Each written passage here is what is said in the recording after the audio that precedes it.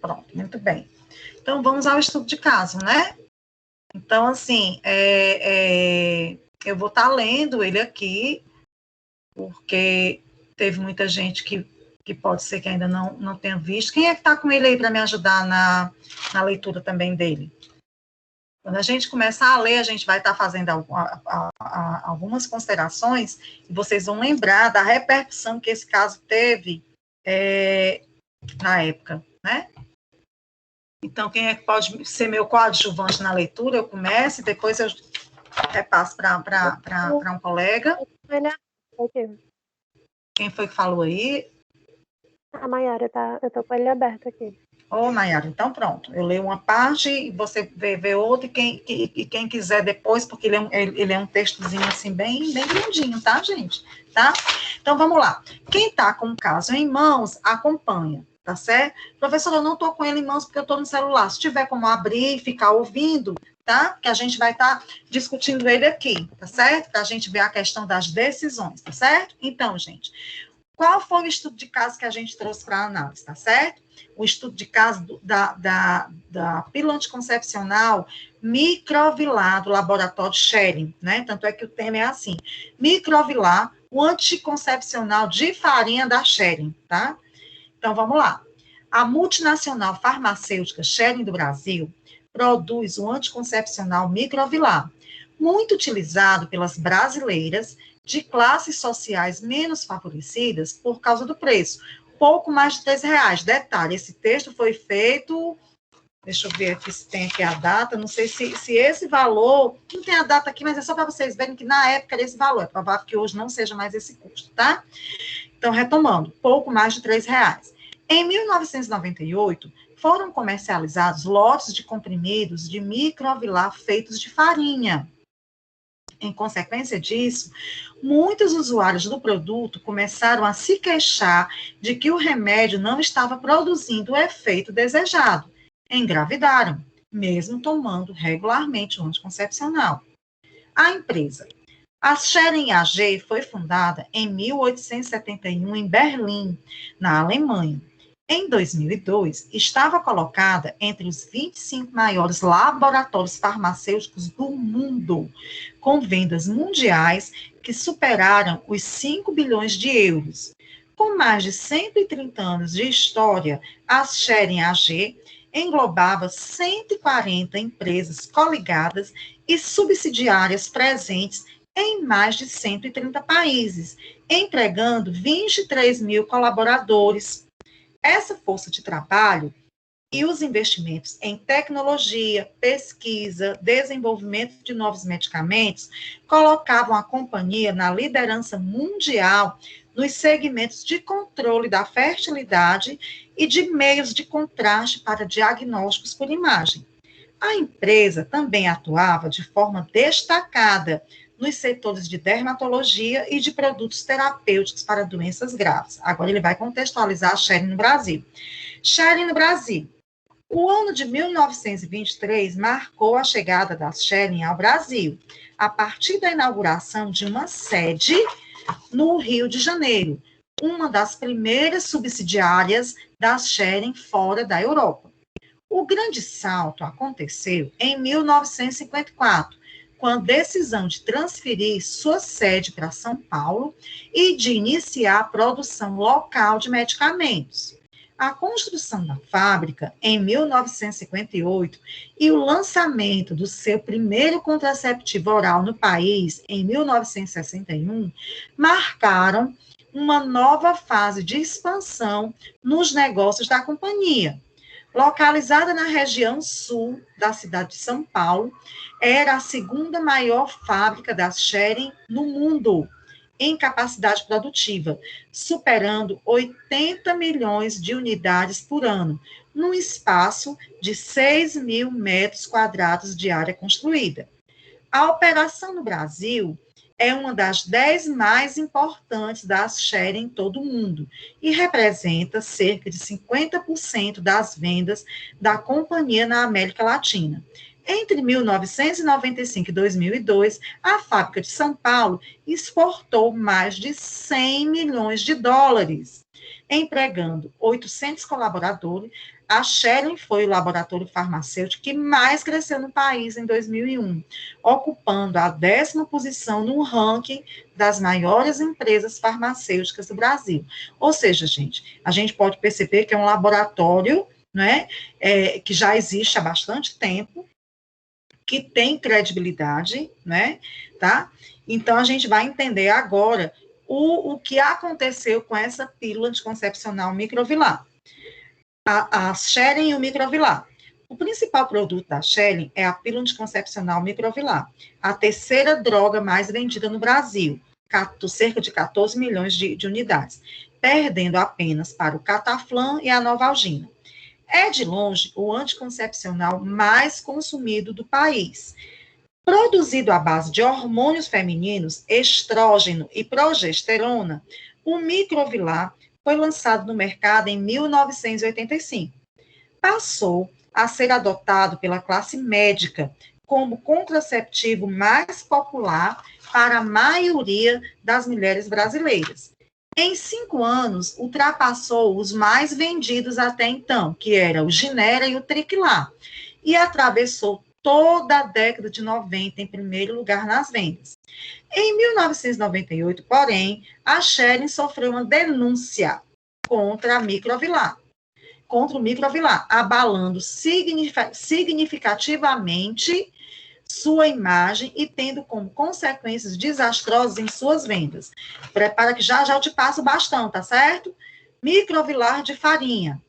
Em 20 de maio de 1998, a Schering recebeu uma carta anônima e uma cartela de Microvilar, com a advertência de que a composição da pílula estava adulterada. A carta tinha um tom amigável e informava que a droga havia sido comprada numa farmácia em Mauá, na periferia de São Paulo. 7 dias depois, a Schering sabia que as pílulas continham farinha. Em termos mais precisos, não tinham hormônios, mas só a massa neutra que dá a forma à drágea. A empresa ficou calada.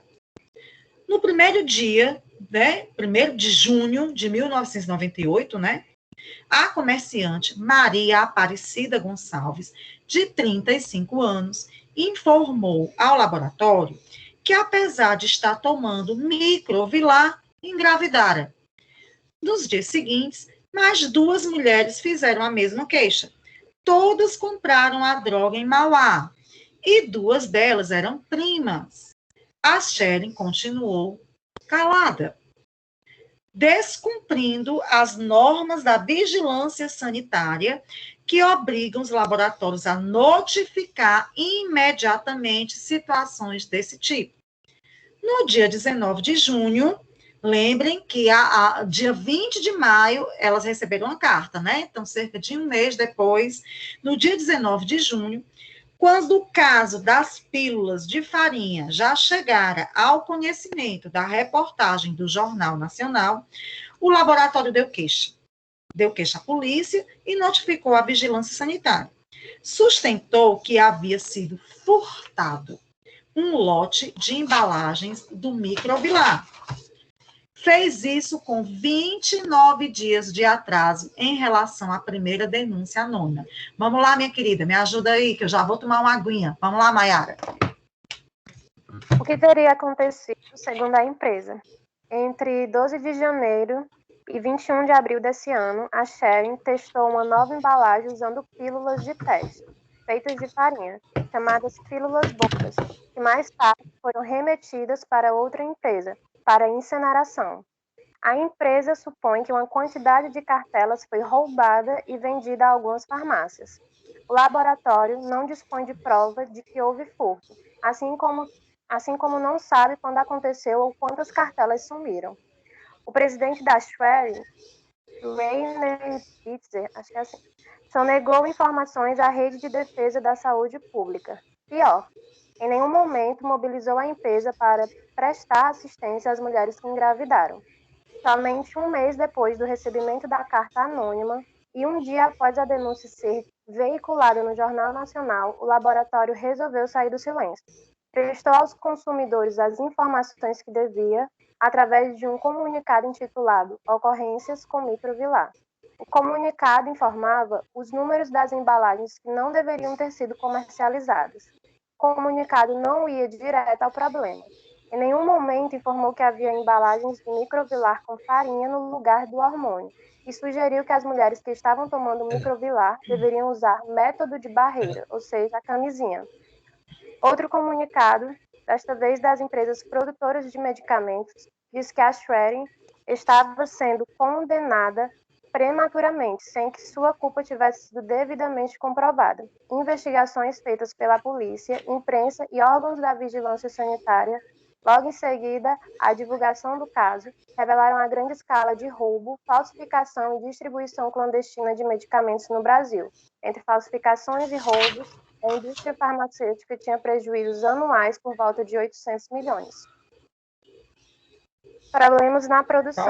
Pode ir. Você pode terminar e quando chegar na parte das perguntas eu retomo, tá certo? Ok. Problemas na produção. Em junho de 1998, as autoridades sanitárias do Brasil suspenderam a comercialização do Microvilar, voltando a autorizá-la somente em agosto. O governo informou que a autorização seria dada desde que a Schwerin mudasse a embalagem do Microvilar. A empresa, por meio de grande campanha publicitária, anunciou que a cor da embalagem mudaria de verde para azul, a fim de evitar que o produto falsificado continuasse a ser vendido. A Schwerin também anunciou que um funcionário seria destacado para acompanhar o descarte dos resíduos de produção durante todo o trajeto do produto até a incineração. Quando as novas embalagens começaram a chegar aos pontos de venda, descobriu-se que faltava uma pílula em cada cartela. Errado de novo. Vamos lá. Em julho, a polícia tinha completado o inquérito e informou que havia suspeita de funcionários da empresa tivessem furtado as pílulas falsas. A polícia investigava a participação de ex-funcionários da Schwerin ou ex-seguranças terceirizados que trabalhavam em outras empresas. As pílulas haviam sido vendidas legalmente em estabelecimentos que apresentaram à polícia notas fiscais de grandes empresas distribuidoras de medicamentos. Microvilar nos tribunais. O caso Microvilar acabou parando na justiça. Uma das mulheres que engravidaram, mesmo usando a pílula, Maria de Aladino, de 27 anos, conseguiu a seguinte sentença final do juiz Rubens Armado, da Vara de Bauru: pagamento de 3.100 salários mínimos por danos materiais e estéticos para a requerente, mais uma pensão mensal para o recém-nascido de 25 salários mínimos, até completar 21 anos de idade, garantindo uma qualidade de vida igual à de um cidadão nascido na Alemanha, sede do laboratório. Sentenças como essa se multiplicaram na justiça brasileira. Tinham o objetivo de desestimular e alertar empresas multinacionais de porte da Schwerin e suas subsidiárias para não cometerem a negligência e a irresponsabilidade que nunca cometeriam em suas sedes ou em países de primeiro mundo. Colegas dos Estados Unidos e da Alemanha aprenderam com esse caso que seus empregos ficariam ameaçados com a fórmula adotada pelo presidente da Schwerin no Brasil. Embora o Microvilar continuasse a ser vendido no mercado nacional, Bitzer perdeu seu cargo 2 meses após a divulgação do escândalo. Minha querida, muito obrigada, né, por ter me ajudado a ler. E aí, gente, as questões, tá, que a gente vai discutir aqui agora e vocês vão responder no AVA até semana que vem, tá certo? Primeira questão: que problemas de administração estão retratados nesse caso? Faça uma relação dos problemas que ocorreram, identifique o problema principal e estabeleça as relações de causa e efeito entre eles. Segunda questão: teria sido possível evitar esses problemas? Como? Terceira questão: o que deveria ter sido feito para corrigi-los? Quarta questão: será possível criar um sistema de decisões programadas para evitar que esses problemas se repitam? Que estratégias de comunicação você, como novo presidente da Schwerin do Brasil, adotaria para recuperar a imagem institucional desgastada pelo problema? Avalie a conduta da Sharon do ponto de vista da ética. A última. Você conhece casos semelhantes ao do microvilar? Estabeleça uma relação comparativa. Professor, é questão demais. É questão demais. Mas, com o estudo que a gente vai fazer agora, pós-leitura, vai ficar mais fácil para você assimilar. Porque a grande questão aqui é a gente contextualizar esse estudo de caso com o que a gente viu na aula anterior, relacionado a processo de decisão, função do administrador, não é? Tipo de decisão programada, não programada, entendeu? Porque, assim, lendo o caso, a gente já vê que teve uma pisada de bola e bota pisada nisso, né? Então, vamos aqui. Primeira questão. Que problemas de administração estão retratados nesse caso? Onde é que vocês acham que teve o erro? Vamos lá. Vamos fazer uma coisinha assim, democrática, para não ter muito ruído, mas eu quero, hoje, esses microfones abertos. Quero participação de todos vocês. Só eu falo, está me dando canseira na língua. Quero ouvir vocês, vamos lá. Que tipo de problemas vocês identificaram nesse estudo?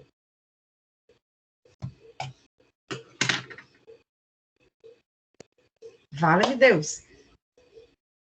Achei que ia estar todo mundo pá, querendo. Professora, acho que problema durante a produção, né, das pílulas e na distribuição, né, quando não foi visto. Acho que deveria ter sido passado por um teste de qualidade, por vários testes, né, para verificar se a pílula tinha mesmo todos os componentes, né, que na bula vem dizendo. E acho que é isso, que se tivessem feito isso antes, né, acho que já poderia barrar muita coisa, poderia ter sido evitado muita coisa, né. Quem mais? A colega já deu a contribuição dela, Fabíola. Levantou a mão, Fabíola? Apareceu aqui para mim a tua foto. Não, levantei não. Acho que não. Vamos lá, outra pessoa para dar a contribuição. Eu concordo com a Fabíola, né? Teve uma falha muito grande aí na produção, como ela disse, na verificação de qualidade desse produto. E essa falha acabou piorando a situação, né? Mas lá na frente. Onde é que vocês acham que teve essa falha, gente? Professora, eu acho também que teve uma falha muito grande de segurança, né? Ver se alguns funcionários estavam furtando ou não, né, o produto. Então, teve uma falha muito grande de segurança. Aí começa desde o início, quando você escolhe um funcionário para colocar dentro da sua empresa. Então, esse problema, lembra daquela pirâmide? Esse problema foi aonde? Na cúpula, na parte intermediária ou na base? Começou da base operacional até o final, né? Foi operacional, né? Tá certo? Foi operacional. Apesar de que o nível de decisão teve que ser da cúpula, tá certo? Mas o problema realmente apareceu aonde? Na base. O colega puxou aí o gancho em relação à questão da segurança, porque depois que o escândalo apareceu, descobriu-se que já tinha um esquema armado de desvio aí, não é verdade? Tá? Mas, assim, tudo bem, teve problema de segurança, mas aonde é que teve o erro que originou toda essa polêmica?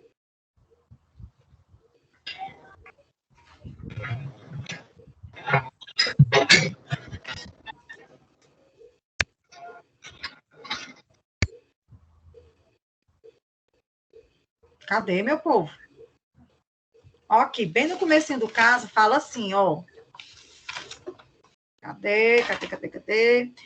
Em 20 de maio, a Shelly recebeu uma carta anônima e uma cartela do Microvilar, avisando que a composição estava adulterada. O que foi que eles fizeram? Nada. Negligenciaram, professora. Não fizeram absolutamente nada. Entendeu? Negligenciaram, né? Negligenciaram totalmente. No mínimo, a empresa assim, permaneceu calada, né? isso. O que é que vocês acham que devia ter sido feito? Um pronunciamento. logo, né? Ter se posicionado, ter respondido, né? A Pelo menos ter consumidora. entrado em contato com o consumidor e pegar aquela cartela e fazer uma verificação, não é? Tendo a constatação, fazer um pronunciamento, tá certo? Então, assim, essa omissão foi o primeiro de uma série de erros, foi o primeiro de erros que originou-se, né, até culminar na demissão do presidente, e toda a polêmica que envolveu a sharing do Brasil e do mundo, porque, apesar de ter acontecido aqui, isso impactou, isso refletiu nas outras e também nas concorrentes, tá certo? Porque, querendo ou não, o que é que você pensa? Eu usar mais anticoncepcional desse laboratório? Nunca. Aí você fica, mas e o outro? Se esse errou, já é tão antigo, já tem tanta credibilidade, quem me disse o outro também não pode errar? Não fica não, gente, aquela pulguinha atrás, aliás, fica um carrapato atrás da orelha, não fica não, não é? Se o objetivo do anticoncepcional é exatamente você não engravidar, aí de repente você está ali com uma gravidez que a princípio é indesejada, porque se você toma um anticoncepcional, porque você não quer, tá certo? Né? Então, deixa eu ver aqui qual é a outra pergunta, né? Que é exatamente isso que a gente está fazendo. Faça uma relação dos problemas que ocorreram, identifique o problema principal e estabeleça relações de causa e efeito, ou seja, ele foi comunicado, né, no caso o laboratório, e não fez nada. Mas mesmo assim, ainda deram outra tentativa, né? Que tentativa foi essa? Ainda teve uma outra coisa que aconteceu. Teve a carta, mas depois teve outra coisa. O que foi?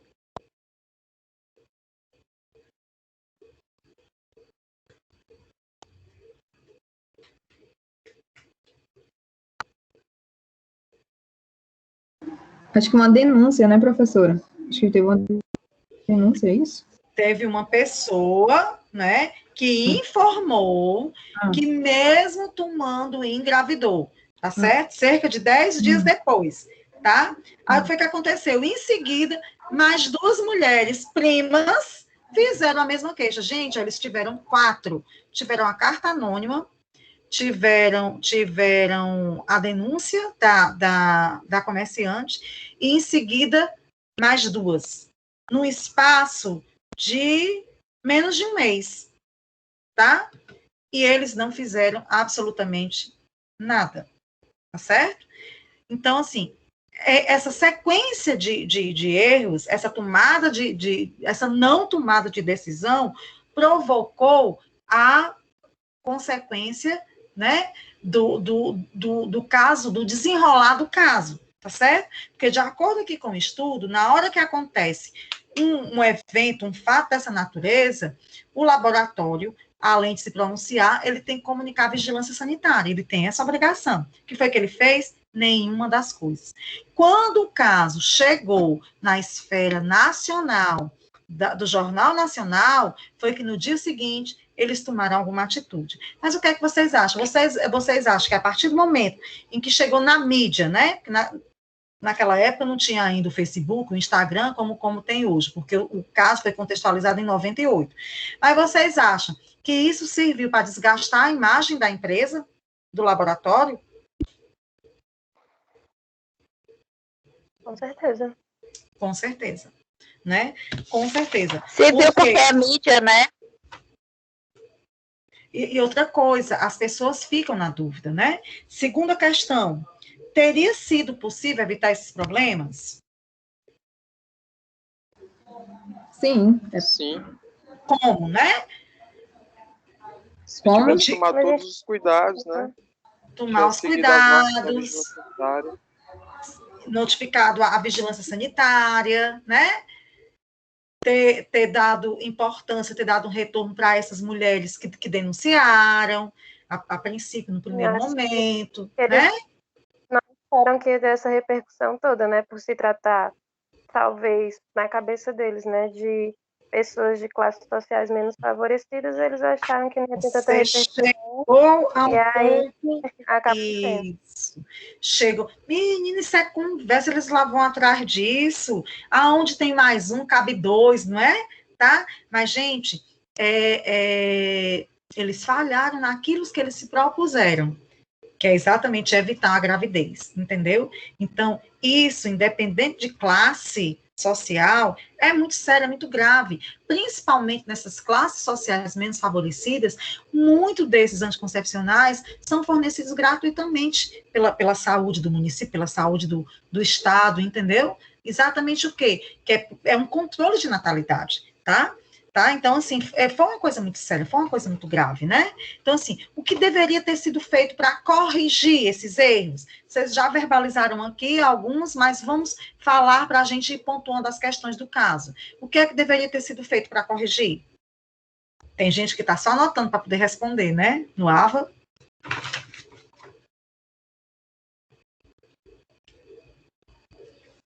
Vou segurar Eu o acho que queixo, eles esperando. deveriam ter dado um suporte às pessoas que deram errado o exame. Eles deveriam ter dado um suporte a elas. Primeiro ter feito uma medida experimental, né? Soltar um pouquinho de remédio ali para o pessoal ver como é que é, para depois distribuir assim para grande quantidade de pessoas. Uhum. Seria possível criar um sistema de decisão programada para evitar que esse problema se repita? Sim, seria possível, professora. Como? Vamos tentar estabelecer aqui um critériozinho de normas e procedimentos? Vamos lá? Os testes, conforme a colega falou aí, né, levar em consideração o consumidor, né, quando ele fala, quando ele aponta, eu acho que é uma coisa. Uhum. A segurança, né, também que outra colega falou, acho que, Política de segurança melhor. pronto, isso mesmo. Para evitar que o problema acontecesse, né, internamente, tá, deveria existir um sistema de decisão programado. O que é decisão programada? Quem é que lembra o que é a decisão programada? Refresquem aí a aula passada.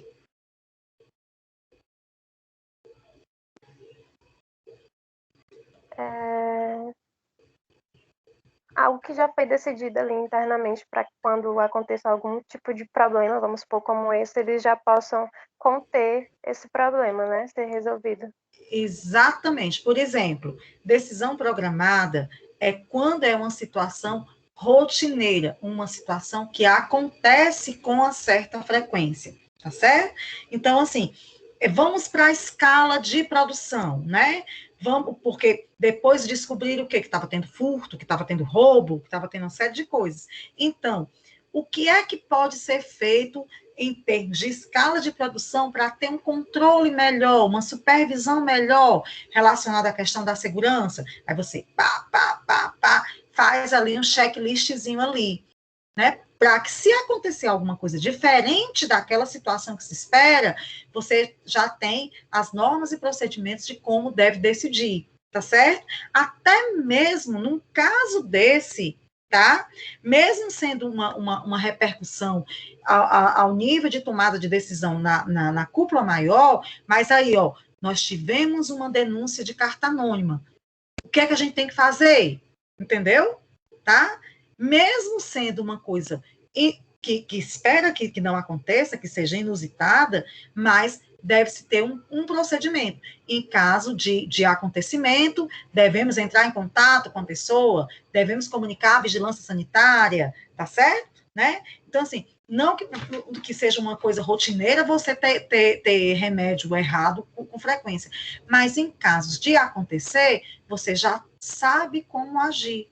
O que foi que aconteceu? A empresa se calou, se omitiu, o escândalo explodiu, teve um impacto enorme na Shell do Brasil e refletiu na matriz, na Alemanha, e, consequentemente, nas concorrentes. Tá certo? Ou seja, criou uma dimensão tão grande que se tivesse dado uma importância, né, desde o início, a importância que eu digo assim, se tivessem tomado um pouco mais de cuidado, talvez não tivesse tomado a proporção que tomou. Alguém abriu o microfone e falou, eu não deixei. Professora, Oi. é que, assim, uma empresa com porte desse como a Sherg, né, muitas essas companhias, elas usam uma central de atendimento ao consumidor, né, ao cliente, justamente para evitar um tipo de caso desse. Porque na hora que surge uma denúncia dessa, aí essa central vai lá e averigua, porque eles têm todo o controle de lote, de fabricação, de tudo, né? Já se pronunciava perante o consumidor. Ou se não é uma atribuição específica desse setor de atendimento, que passa para o seu superior. Onde está a média gerência? Se a média gerência não tem autonomia para isso, né, a questão da centralização, se isso está muito concentrado no Poder Executivo, mas pelo menos o Poder Executivo tem que ter conhecimento. Não se sabe de certo, o caso não explica isso de uma forma elucidativa, mas será que esse presidente que chegou a ser demitido no final, ele tomou conhecimento disso a tempo hábil?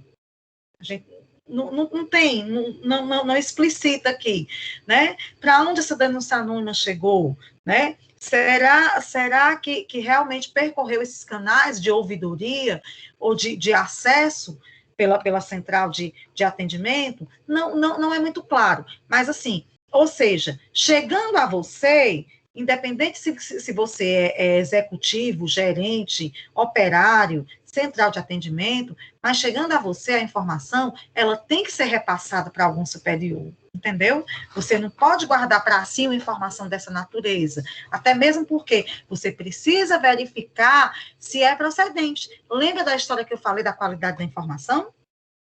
A princípio veio uma carta anônima, de repente ela pode dizer assim, não, vou ficar na minha, porque é anônima, eu não tenho nem a quem procurar a pessoa, não é?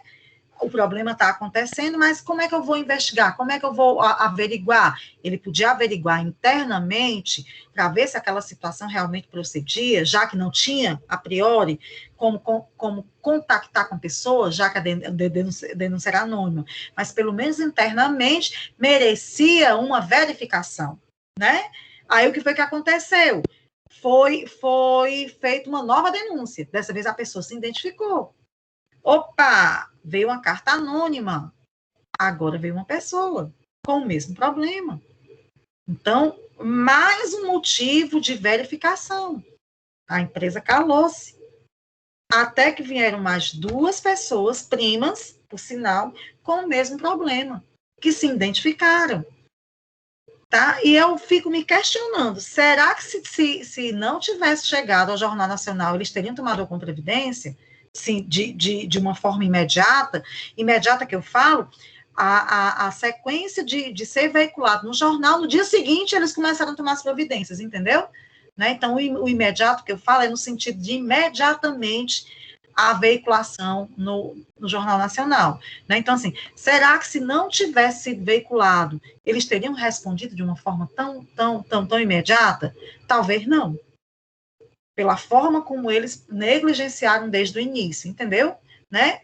Mas, assim, a gente já sabe que internamente pode ser criado sistema de decisão programada, desde a linha de produção, quando é feito o medicamento para colocar no blisterzinho, né? Até a conferência dos lotes, até chegar no armazenamento, até sair para o distribuidor.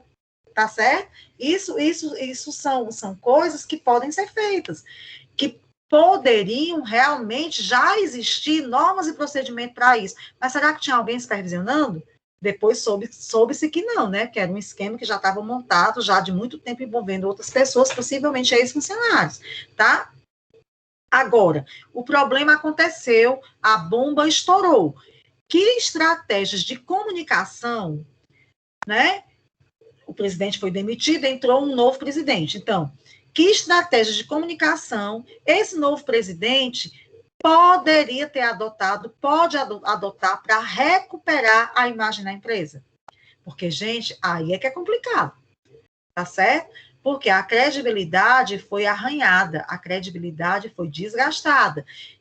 Vamos nos imaginar no lugar desse novo presidente.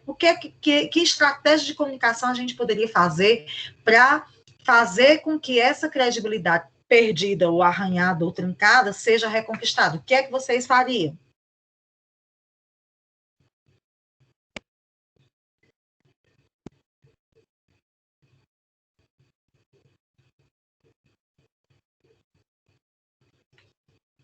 A gente tem até 20 horas. Adoro pressionar vocês. O senhor acha que no caso desse aí, da empresa de grande porte, ela deveria se pronunciar e tudo e ver qual foi os danos realmente que foram causados, né, a todos os consumidores do comprimido e se retratar, né? Dar todo o suporte, porque, tipo assim, eu trabalho também numa companhia muito grande, né, numa multinacional, que é uma das maiores do mundo.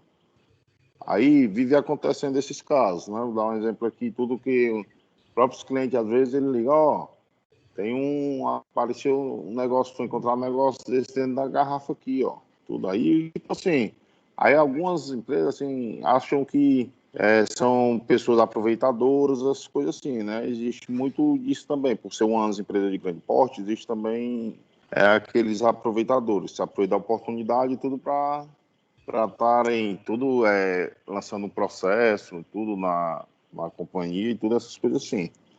Aí eu acho que deveria, e a gente tem justamente essa central de atendimento ao consumidor, já para justamente tratar ali daquele caso daquele cliente ali, que foi, né, foi prejudicado. Mas não tem a negligência, né? Arizo, né? Arizo, teu nome? Arizo Dantas? Sim. Não, Sim, não tem a negligência. Por quê? Porque, como você falou, né, tem a central de atendimento exatamente para atender, né, averiguar. Oi, Alderlânia. Oi, professora. Pegando o gancho aí do nosso colega, quando realmente é detectado alguma falha, a empresa, primeiramente, ela abre uma call, né? Para estar informando todos os clientes que houve um erro em algum problema, em algum processo, né? Então, primeiramente, a empresa abre-se uma call, um recall, né? Para estar dando retorno aos clientes, para os que realmente aconteceu alguma coisa com a mercadoria que eles compraram, que eles detectaram, né? Antes mesmo dos clientes detectar esse problema, já abriam a call. E Olha, se no caso o saque realmente ajuda bastante, né? Sabe por quê? Porque na hora que ele faz o call, recall, tá? Ele está assumindo o erro, tá certo? Então, gente, é melhor assumir o erro logo de cara, tá certo?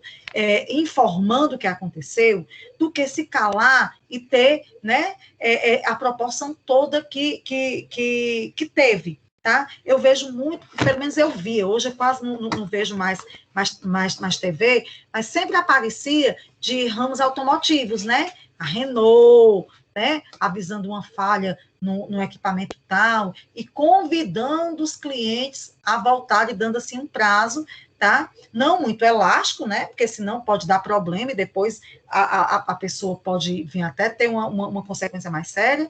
Mas, assim, essa questão de assumir o erro é importante, gente.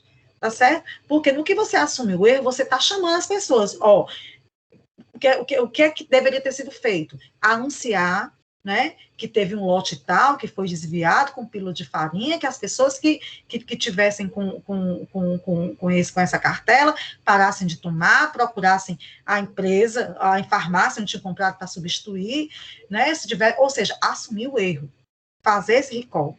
É a primeira coisa que você precisa fazer para não desgastar mais ainda a imagem. E depois, gente, criar estratégias, tá certo? Que façam com que a pessoa volte a ter credibilidade em você novamente. E isso é o mais difícil. Não é feito assim no estalar de dedos e muito menos a curto prazo. Muito pelo contrário, é um trabalho de médio e longo prazo. Lembra que eu citei para vocês o exemplo dos bichinhos da Parmalat? Foi aqui que eu citei, não foi? Que a Parmalat teve um sucesso enorme na década de 90 também com os bichinhos da Parmalat, né? Eu fui uma que tive todos, mas tive que doar, porque o meu filho, na época, nasceu alérgico, eu não podia ter nem cortina em casa, nem tapete, que dirá bichinho de pelúcia, né? Então, anos depois, aconteceu o escândalo da Parmalat, encontraram soda cáustica, acho que foi no leite, tá? E mesmo assim, eles quiseram repetir a mesma promoção, né, a mesma campanha de marketing com os bichinhos, e não teve a mesma credibilidade, gente, porque as pessoas ficam na dúvida. As pessoas, como eu disse, ficam com aquela pulguinha atrás da orelha, um carrapato atrás da orelha. Oxe, quem me garante que não vai ter soda de novo, né? Quem me garante que eles vão ter tomar cuidado? E eu não sei se vocês percebem, tá? Eu, pelo menos na rede de supermercados que eu compro, eu quase não vejo mais nada da Parmalat aqui, gente. Não sei se vocês já perceberam isso, tá certo? Por quê? Porque foi uma coisa que aconteceu já há muitos anos, mas fica na memória do consumidor, tá certo? Você pode até dizer assim, não, vou dar uma chance, vou voltar a comprar, mas o nível de vendas deve ter caído de uma forma tal que hoje você quase não vê. Não vê, você vê outras marcas, mas eu particularmente não vejo. E aqui para nós, se eu ver, eu não compro, né? Então, assim, é só para a gente perceber o quanto uma má conduta, o quanto uma decisão errada provoca, né, impacta na imagem da empresa e diretamente no seu consumidor, entendeu? Né? Professora, Oi. A Parmalat foi comprada pela Betânia. Ela não trabalha mais aqui, não. Ela não funciona mais, não. Aqui foi comprada pela Betânia. Os alojamentos dela, as fábricas dela. Então, agora eu vou ter que tomar cuidado com os produtos da Betânia, né? Eu não sabia disso, tá? Então, gente, continuando aqui. Avalie a conduta da Shelly do ponto de vista ético.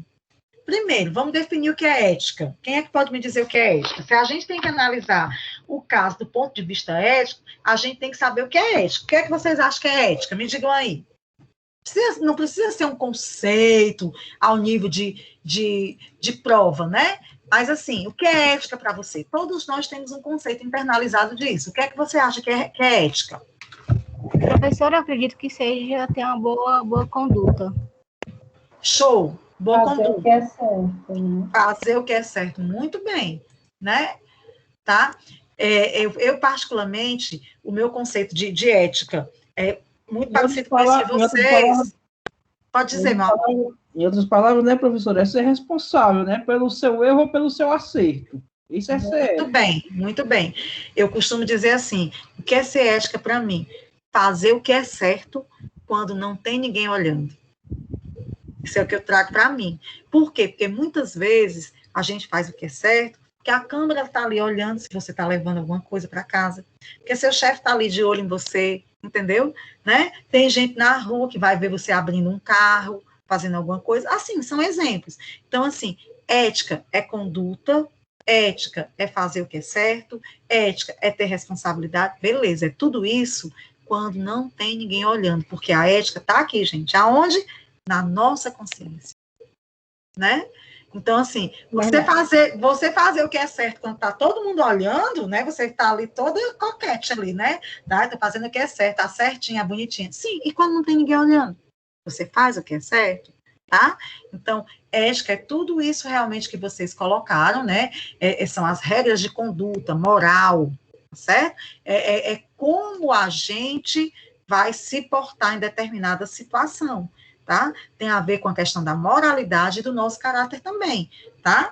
Então, já que a gente contextualizou o que é ética, beleza? Me digam, avaliem, o que é que vocês acharam da conduta da Shelly nesse caso? Eles foram éticos? Sim, não, por quê? Vamos lá, vamos discutir do ponto de vista da ética. Eles esperaram a coisa tomar uma proporção maior. Só um instante, um de cada vez. Vamos lá. Um de cada vez. Faltou aí um pouco de ética, né? Porque como a senhora estava falando, ética É muito daquilo que a gente faz quando as pessoas não estão olhando. Quando ninguém estava olhando para a empresa, eles se calaram, não falaram nada, não deram retorno. E aí, quando veio para a mídia, foi que aí eles quiseram tomar alguma posição. A gente pode fazer até uma análise mais profunda, mas vamos lá, tinha um monte de gente querendo falar. Vamos falar enquanto eu procuro aqui no caso o que é que eu quero contextualizar com vocês.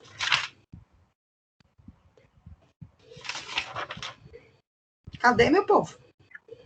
Professor, assim, pelo que eu entendi, né? Eles foram antiéticos até porque eles não sabiam a quantidade que foram furtadas, né? Eles não tinham controle total do processo. Tu foi no que eu estava procurando. Vai lá, contextualiza. Né? O quanto tinha sido produzido, o quanto tinha sido levado, né? Eles não sabiam, até para dar um recall, eles não sabiam nem qual era o lote, não sabia nada. Isso, perfeito. Deixa eu ver o que os colegas estão colocando aqui.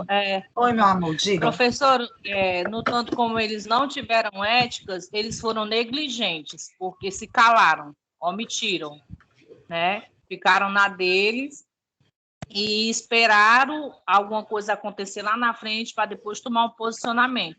Então, além deles não ter sido éticos, eles foram negligentes. Com certeza. Deixa eu ver o que o colega colocou aqui. De imagem colocou, fala muito grande na parte operacional, né? A Erivânia colocou, em vez de abrir e divulgar o problema, fizeram com abafar, ou seja, nada de ética, né? A Renata comentou aqui, não teve controle de qualidade. E é exatamente isso, gente, olha só. Como é que se pode fazer um recall se eles não sabem nem o que sumiu? Tá?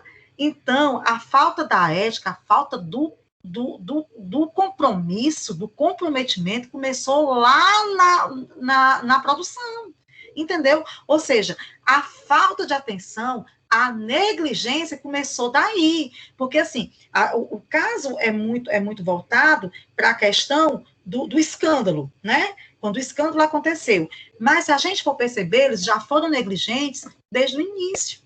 Tá certo? Desde o início. Por quê? Porque aconteceu esse problema, eles não perceberam, tá? Já não sabiam o que é que tinha acontecido, ou seja, total falta de organização e planejamento. Entendeu? E quando a gente trabalha com qualquer coisa, a gente precisa do quê? De ter normas e procedimentos, tá certo? Alguns são bem mais jovens, né? Não que eu seja velha, mas na década de 90, gente, teve um boom de explosão de qualidade total, porque vejam só, se a gente for só fazer uma parte para vocês entenderem a contextualização que eu quero fazer, né? Muito se falou de reengenharia, muito se falou de globalização, né? Hoje já não se fala tanto quanto na época, né?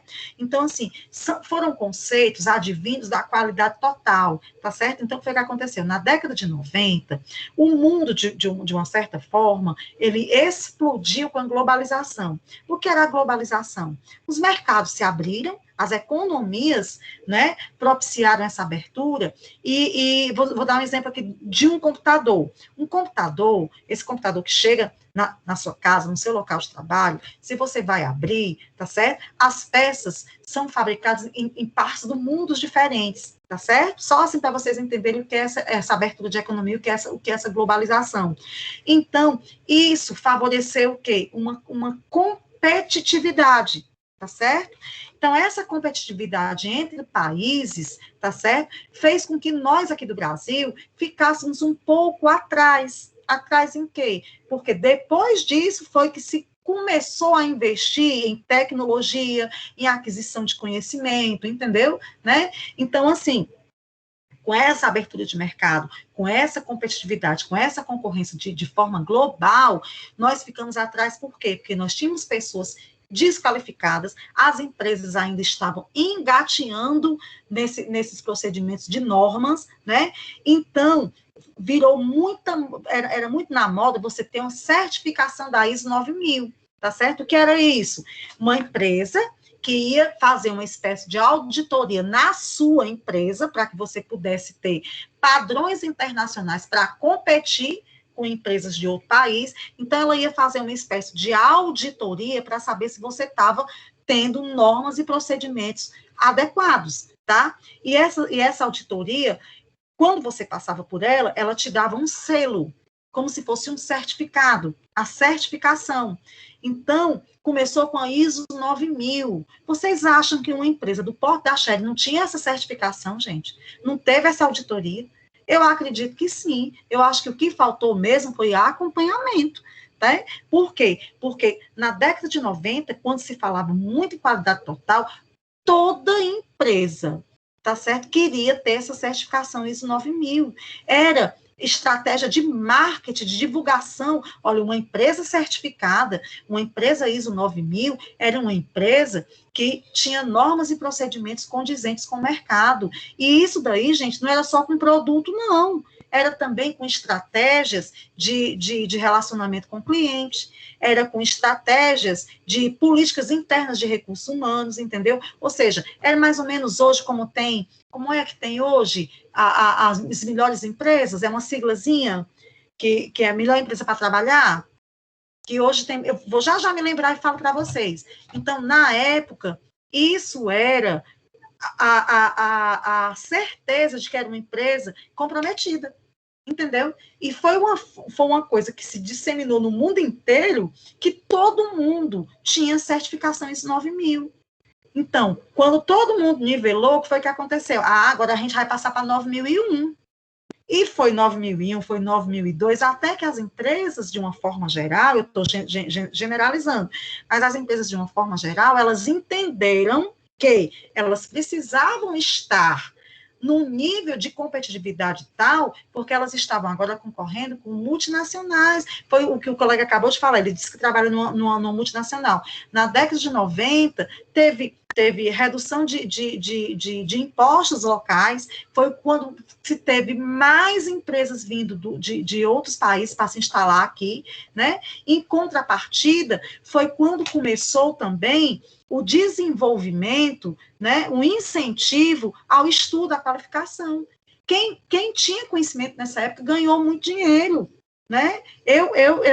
Meu tio, ele entendia de programação, na época, na década de 90, ele teve que sair do emprego dele e abrir uma consultoria, porque ele entendia, pronto, Vinícius, é isso mesmo, a sigla é essa, agora a gente só tem que descobrir, pronto, Great Place to Work, valeu, gente, eu me lembrava disso daí. Então, na época, quem tinha conhecimento foi muito valorizado, né? Foi nessa época, é por isso que eu digo, né? Eu sou experiente, né? Não vou dizer que eu sou velha. Mas nessa época que teve o grande incentivo de abertura de novas instituições de ensino, como faculdades, especializações, entendeu? Foi quando surgiu os cursos os cursos sequenciais de 2 anos, tá? Por quê? Porque o mercado precisava do profissional qualificado num tempo menor, porque a concorrência estava grande demais. E o que é a concorrência? É perca de cliente, é perca de mercado.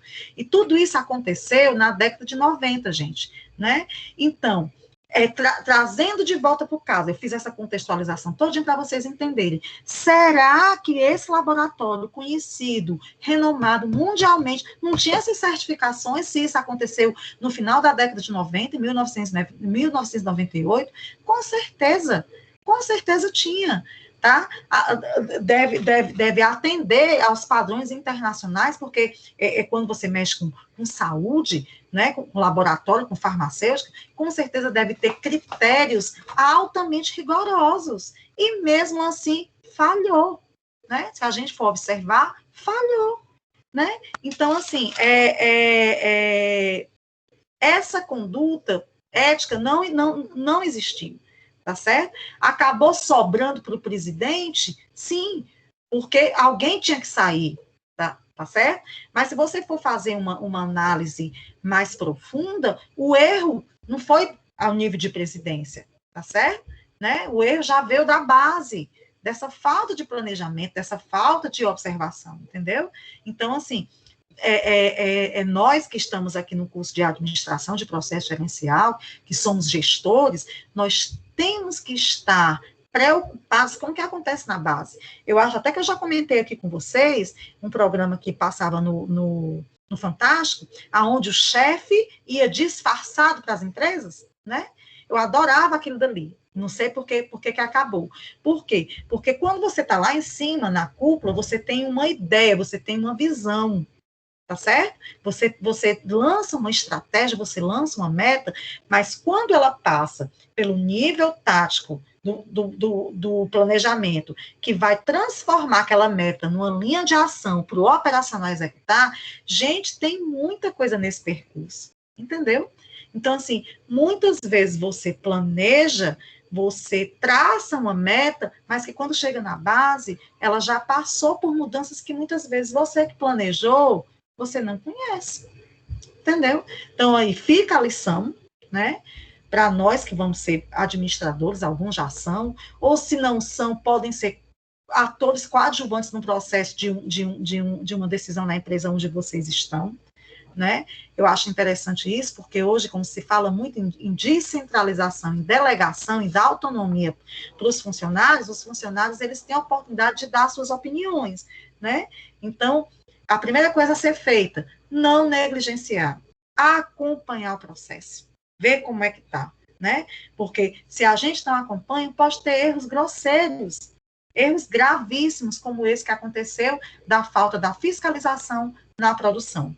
Aí aqui a última pergunta para a gente fechar o estudo de caso, que eu me empolguei, né? A gente já está com 1 hora, eu planejei a gente discutir 30, 40 minutos, né?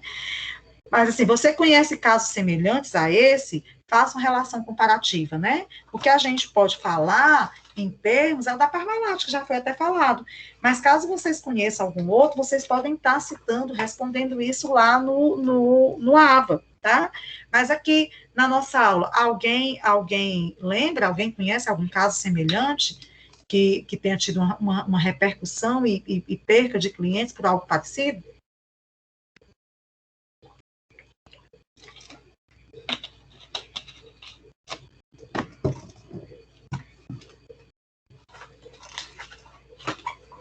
Professor, o caso daquela escola base, no caso não foi perca de cliente porque todo mundo se virou contra, né? O casal que tomava de conta daquela escola, que teve aquele escândalo.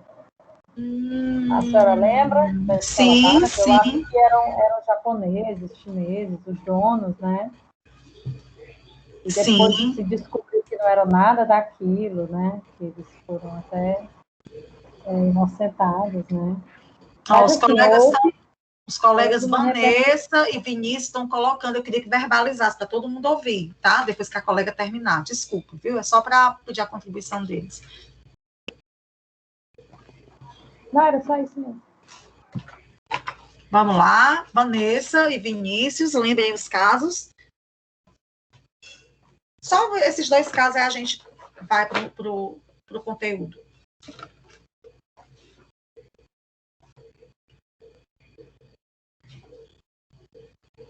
Vanessa, Vinícius.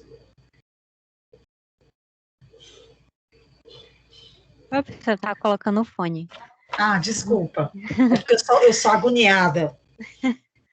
Eu me lembro que quando eu fazia o meu técnico em administração, o professor falou de um tempo atrás que teve um escândalo que tinha rato dentro da Coca-Cola, a cabeça de rato, alguma coisa assim. Só que eu não peguei esse tempo desse escândalo, só fiquei sabendo depois. Gente. Mas foi verdade mesmo, aconteceu mesmo sobre esse caso. Assim, de falarem, né? Não sei se eu nunca vi, mas realmente o fato aconteceu. Teve uma repercussão enorme, enorme, né? Eu me lembro que na época eu recebi até um vídeo aonde tinha o rato dentro. Eu passei, foi tempo para voltar a tomar Coca-Cola de novo. Né? Mas, gente, deixa eu dizer uma coisa. Esse tipo de coisa acontece, a gente sabe, né?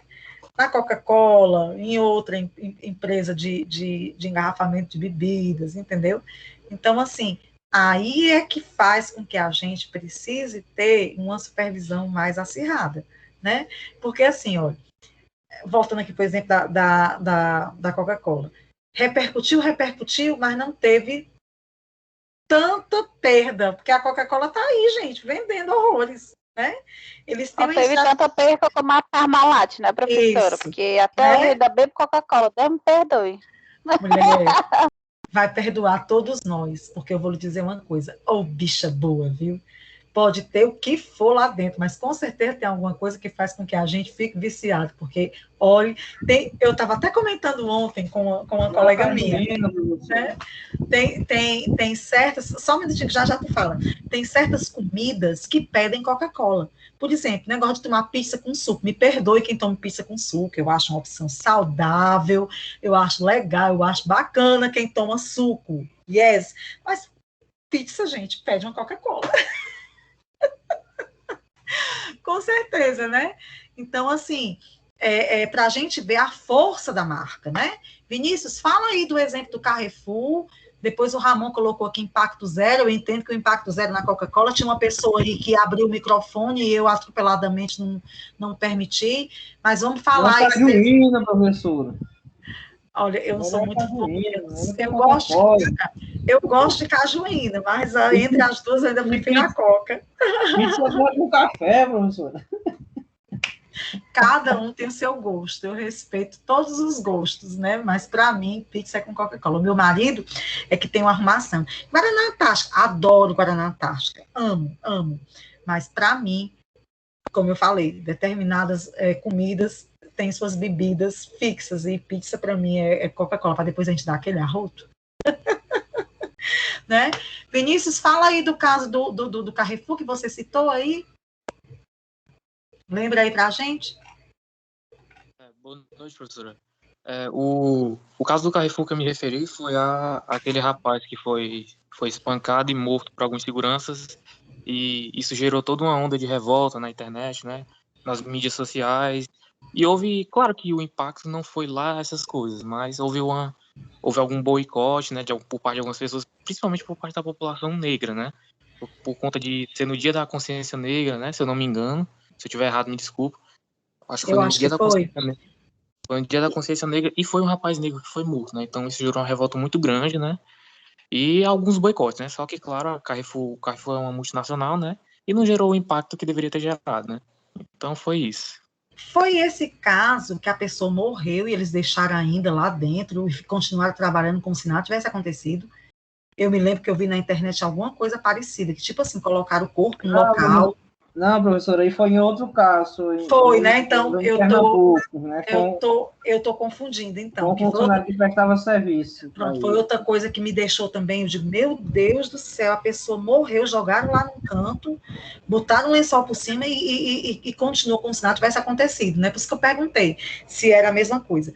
Então, gente, a gente percebe, né? Tinha um outro colega que ia falar alguma coisa, que falou, eu entendi, pague menos. Falou alguma coisa de pague menos?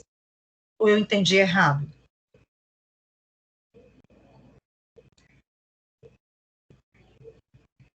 Eu devo ter entendido errado, então. Lembrando que esses casos que a gente está falando aqui, gente, nós não estamos falando das empresas, a gente está falando de casos que tiveram repercussão na mídia e a gente está usando como exemplo, né? Então... Professora. Oi. Tem um caso que foi escandaloso, que foi do grupo Parque Recreio, não sei se alguém conhece. Não foi por adulteração de produto nem nada, mas... Fala aí para a gente lembrar, porque o Parque Recreio nem existe mais, né? Eu adorava ir pra lá. Exatamente, devido a esse escândalo, né? De coisas irregulares que eles faziam, devendo fornecedores, e aí foi denunciado porque eles queriam manter as empresas, né?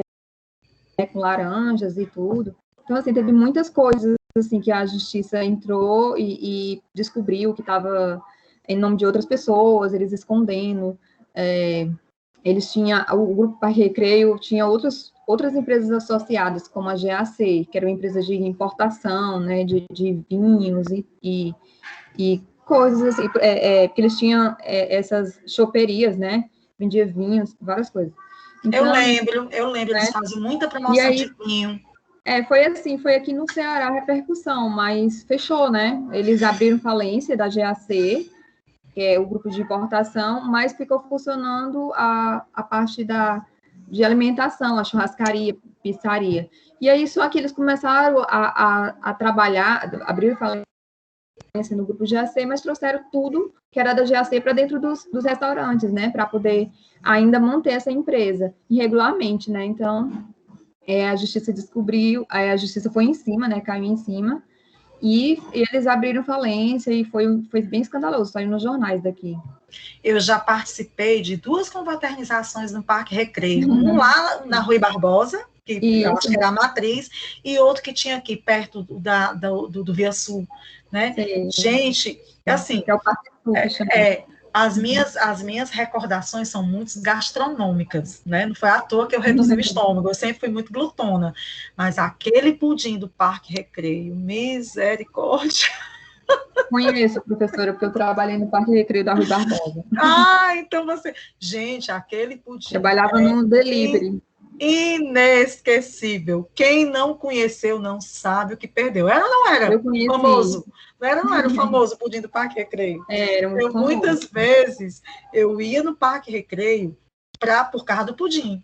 Muito gostoso. Era não, é inesquecível. Não adianta falar, porque eu nunca provei outro igual. É uma receita, assim, realmente tradicional. Lamentável, um restaurante muito tradicional aqui de Fortaleza, era muito conhecido, né? E lamentável ter acontecido o que aconteceu, né?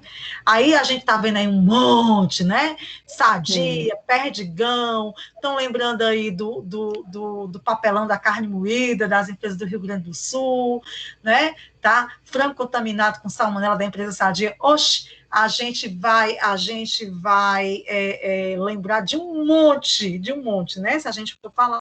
Porque, gente, isso acontece nas melhores empresas, tá? Essa questão do erro, tá? De ter produtos que acontecem. No supermercado, você encontra produto vencido. Que tem gente que acha bom, né? Porque se encontra produto vencido, você pode levar um outro e não pagar nada. Eu não tava nem sabendo disso.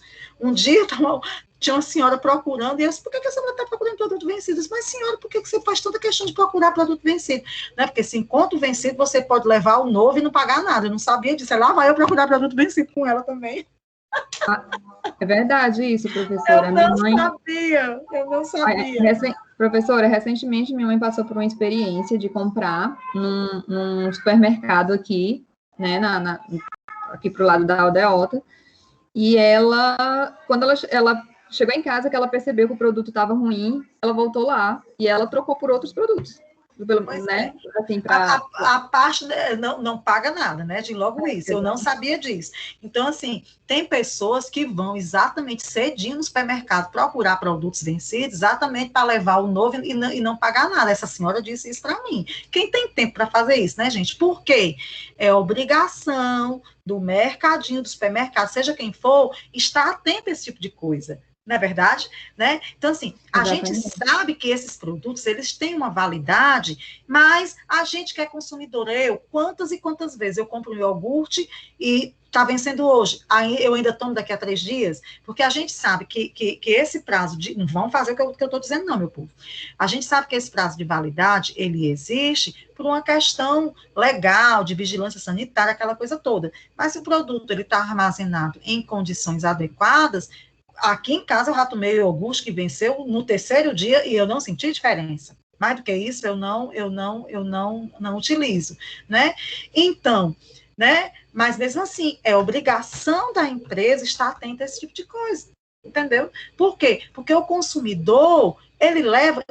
meu marido briga demais comigo, gente. Briga demais comigo. Eu não olho prazo de validade. Tá? Hoje, me desperta muito a atenção quando tem um produto na promoção. Então, assim, é uma estratégia do supermercado fazer com que o produto desove, né, que saia, fazer uma promoção. Aí, aquilo que lá me chama a atenção, eu olho. Então, às vezes está 5 dias, né, já vai vencer com 5 dias. Às vezes não, é promoção mesmo para a gente, que é cliente, né, mas quando o preço está muito barato, com certeza é porque o prazo já está findando. Aí é quando eu olho. Meu marido, ele reclama muito de mim por conta disso, porque muitas vezes eu trago produto perto do vencimento, eu não olho, eu simplesmente confio no estabelecimento, entendeu? Então, cabe ao estabelecimento ter estratégias exatamente para estar supervisionando esse tipo de coisa, né? Tá? Oi, meu amor. Tem vários supermercados, Pão de Açúcar, Extra, que tem uma seção só com produtos próximos ao vencimento.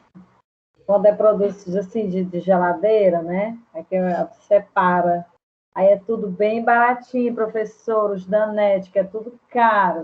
Aqueles Danete são caros. Olha, é uma delícia. Né? Você compra um negócio daquele, o negócio daquele é R$10, próximo do vencimento. E o próximo que eles botam, a data, não é assim que já vai vencer já amanhã. É assim, faltando 15 dias. Ave Maria, o negócio daquele, se eu compro, não dura nem uma semana. Porque o Danete, eu acredito que por ser um produto mais caro, né, eles não vão deixar ficar tão perto do vencimento, porque aí vence e ninguém compra, né? Pois aí você me deu uma dica boa, porque eu vou estar olhando isso, né? Gente, a professora lá no Extra, Pão de Açúcar, sempre tem uma sessão próxima ao vencimento, maravilhoso. Não, essa senhora que eu vi foi no Pão de Açúcar, eu fui cedinho, como vocês sabem, eu trabalho no Colégio Batista, e tem um Pão de Açúcar bem perto ali no Centério, né, tradicionalíssimo, acho que desde que eu comecei a trabalhar no Batista, esse Pão de Açúcar já existe lá. Então, é muito comum, né, eu ia até lá para comprar um pãozinho fresco, né, um queijo, alguma coisa assim, para tomar um café, né, porque eu entro de 7 horas lá, eu entro muito cedo, tá? E foi nesse dia que eu vi uma senhora procurando esses produtos, senhora já, gente, aposentada, aquela coisa toda, e me chamou a atenção aquele comportamento dela, sabe? Aí eu cheguei assim, ela olhando, na verdade eu achei que ela estivesse precisando de ajuda para ler alguma coisa. Então, eu fui ali solícita, né, para ajudá-la, né? Eu digo, se ela está precisando de alguma coisa, está tendo dificuldade de ver, ela, não, minha filha, eu estou procurando produto vencido. Mas, minha senhora, para que a senhora quer produto vencido? Por que a senhora não leva um produto do dia? Produto vencido vai lhe fazer mal. Aí é que tá. Eu pego os dois, o vencido e o que está a vencer, vou no caixa e levo o novo e não pago nada. Rapaz, é horrível. Eu ri demais, demais. Eu digo, isso existe? Duvidando da senhora, perguntei lá no caixa. Cheguei, vem cá. Me chamou a atenção, essa foi o caixa, disse, não, ela tá aqui todo dia. Eu ri muito. Deixa eu ver o que é que vocês estão... Gente, já são 7:50, eu não vou dar mais conteúdo. O conteúdo que eu ia dar vai ficar para a aula que vem, tá? Mas, assim, gostei da aula, porque foi uma aula diferenciada, a gente não ficou bitolado da parte técnica, a gente discutiu o caso com base no que a gente viu. Deixa eu só ver o que é que vocês estão colocando aqui, tá? Ramon colocou data crítica, Fabíola, ninguém reclama. Vinícius, os supermercados usam as estratégias, tá? O que é isso, Vinícius? Pepsi. Ou seja, o primeiro que vence, peraí, é o primeiro que sai. Ai, entendi agora que é a sigla. Tanto é que se você procurar nos produtos que estão lá no fundo da estante, são os que têm o maior prazo de validade. Olha aí, gostei da dica, viu? Olhar lá atrás. Alguns supermercados trabalham com shelf life de 20 dias para alguns itens perecíveis. Ok, beleza, né? Então, gente, saímos do convencional hoje, né? Na aula que vem... Ai, que legal, Janaína, eu também gostei. Eu tinha... preparado para trazer para vocês hoje, a gente falar do método racional, né? Antes da gente falar sobre, deixa eu olhar aqui, eu tinha trazido para a gente falar hoje, questão de decisão de grupo ou individual, né? Que é a decisão individual coletiva, e o modelo racional de tomada de decisão. Mas aí a gente retoma na aula que vem, tá certo? Respondam as questõezinhas. A aula que vem a gente vai começar. Aliás, a gente já até viu os níveis hierárquicos de decisão quando a gente falou sobre os níveis de hierarquia, né? No nível estratégico, no tático e no operacional. Mas o fato é que na aula que vem a gente vai para o item 3.5, que é o tomado de decisão em condição de competição ou de conflito. Ah, não, isso aqui a gente já viu. Vamos para o 3.6, perdão, vou até anotar aqui. 3.6, decisão de grupo ou individual, que a gente vai estar falando de decisão individual ou coletiva. O 3.7, tomado de decisão com o modelo racional de Simon, que era o que eu ia estar falando hoje. E vamos falar de centralização, tá? E delegação, tá certo? Então, itens 3.6, anotem aí, o Helder hoje está por aqui, cadê o meu líder? Eu gosto de ter líder por conta disso, que a gente delega. Aula que vem, 3.6, 3.7, 4.2 e 4.3, porque o 4.1 a gente já viu, que é aquela pirâmide, a gente pode até dar uma pincelada, tá? Como o Helder, eu acho que ele não está assistindo a aula hoje, senão ele já teria se pronunciado, eu coloco no grupo, tá bom, gente? Então, deixa eu fazer aqui a chamada, Janaína, por mais aulas assim, vou trazer mais estudo de caso. Porque, gente, o estudo de caso é bom que a gente vai fixando o conteúdo e abre para essa discussão geral. E a gente acaba aprendendo de uma outra forma, tá? Que legal! Nós temos 74 alunos online. Eu tenho que tirar foto disso. Acho que a gente está batendo recorde hoje de frequência. Muito bem, gostei. Peraí, deixa eu tirar aqui. Que é para a gente ver a quantidade de alunos que está presente hoje. Gostei demais. Vamos lá. Então, vamos lá, gente. Baixando lista de presença, tá? Já estou baixando agora para vocês. Não esqueçam de responder as questõezinhas. Quem participou da aula hoje vai ser mamão com açúcar, né? Por quê? Porque a gente respondeu todas, você só vai formalizar lá, lembrar do que a gente falou, pode contribuir de outra forma, né? Lembrando dando outras sugestões, tá? Alguém quer perguntar alguma coisa? Ficou com alguma dúvida? Tem um monte de gente colocando aqui no chat, deixa eu ver aqui o que é, deixa eu parar aqui a gravação. Ok.